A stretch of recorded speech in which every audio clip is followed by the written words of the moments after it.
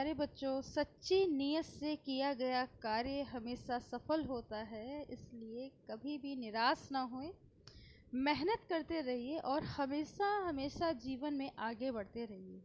So welcome to biology पाठशाला। Today's class is dedicated a NEET aspirant और आज की पाठशाला में हम बात करेंगे प्रयास नीट बायोलॉजी प्रैक्टिस सीरीज़ की। और आज का जो टॉपिक है वो रिप्रोडक्टिव हेल्थ के ऊपर है और इसके हम लोग कुछ क्वेश्चन को देखेंगे। सो क्वेश्चन नंबर 43 को देखिए, आपकी स्क्रीन पर है। कह रहा है कि amniocentesis is the technique use to. So amniocentesis एक टेक्निक है जो यूज होती है determine the any heredity and a genetic abnormality of embryo. So ये बात आप लोग को याद रखनी है बच्चों। नेक्स्ट क्वेश्चन को देखिए, which one of the following events is correctly match with the time period in a normal menstrual cycle. So जो इसका एंड्रोमेट्रियम रीजनरेट्स होता है बेसिकली वो 5 to 10 डेज में होता है।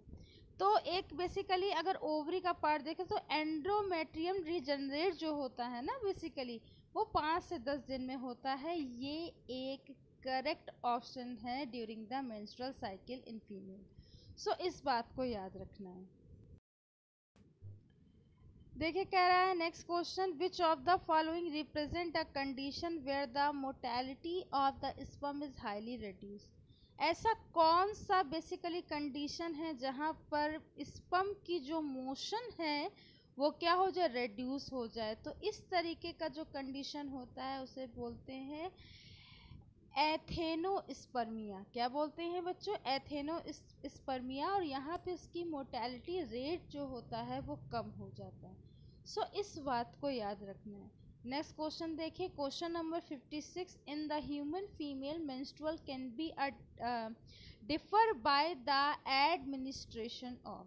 सो मेंस्ट्रुअल साइकिल जो है बेसिकली वो combination of oestrogen and progesterone है, ठीक है। और ये बेसिकली एक मैं ये कहूँ बेसिकली मैचुरेशन के लिए during pregnancy for the foetus development, okay.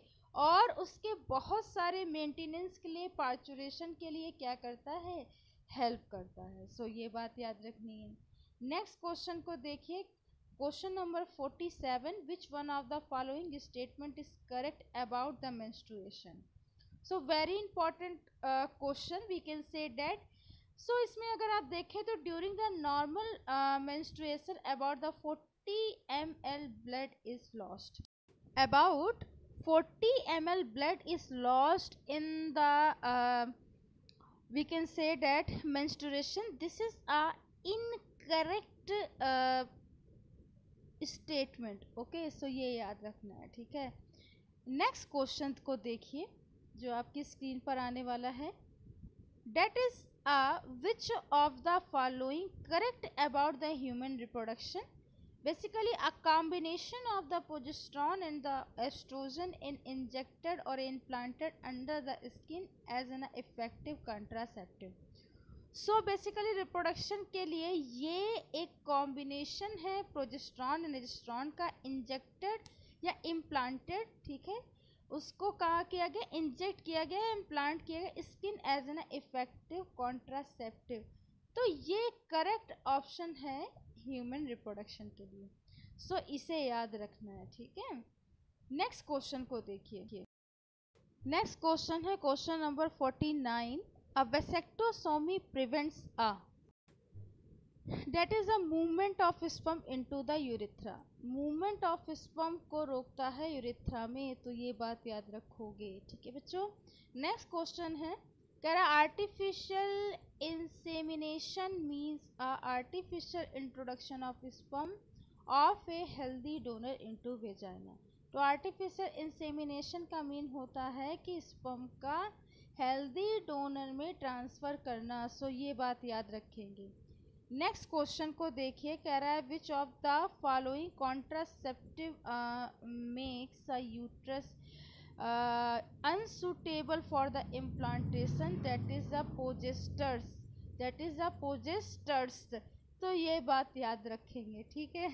Question number 53 को देखिए, कह रहा है कि tubectomy is the method of the sterilisation in which. So basically a small part of the fallopian tube basically in female remove or a tied up. This is a method of the contraceptive in a female. So ये बात आप लोग को याद रखनी है, ठीक है. ठीक है, रोकता है रिप्रोडक्शन के प्रोसेस को, तो ये बात याद रखेंगे. Question number 54, which of the following is the hormone releasing the IUD intrauterine device? This is the LNG20. LNG20 ये बहुत इंपॉर्टेंट क्वेश्चन है, रिपीटेड क्वेश्चन है, तो इसे याद रखेंगे कि भाई कौन सा हार्मोन इंट्रायूटेराइन डिवाइस में बेसिकली रिलीज होता है, डेट इज़ द LNG20. अच्छा, इसी तरीके से अभी आप नेक्स्ट क्वेश्चन देख रहे हैं, assisted the reproductive technology IVF involve transfer to. So in vitro fertilization zygote into the fallopian tube. This is a reproductive or artificial technique to develop a baby or a test tube baby. So इसको आप लोगों को याद रखना है, ठीक है. Next question देखिए, कह रहा है कि which is the hormonal method of the बंधक control. Basically this is a intrauterine device IUD. So ये याद रखेंगे, that is the method of the birth control. Okay, ये this is a method basically. Question number 57, that is the next question. What is the work of copper T? So inhibit the fertilization in a female, that is the copper T. Copper T is inhibit fertilization in female. सो आज की पाठशाला में इतना ही. अगर आज की पाठशाला आपको समझ में आई हो तो इसे अपने फ्रेंड्स के साथ शेयर करिए और इसे अन्य लोगों तक पहुंचाइए, लाइक करिए और सब्सक्राइब कीजिए. बायोलॉजी पाठशाला का बेल आइकन उस घंटे के बटन को दबाए रखिए ताकि आने वाली लेटेस्ट अपडेट आप तक पहुंच सके. Thanks to all student to watch my Pathshala. Thanks again and keep watching.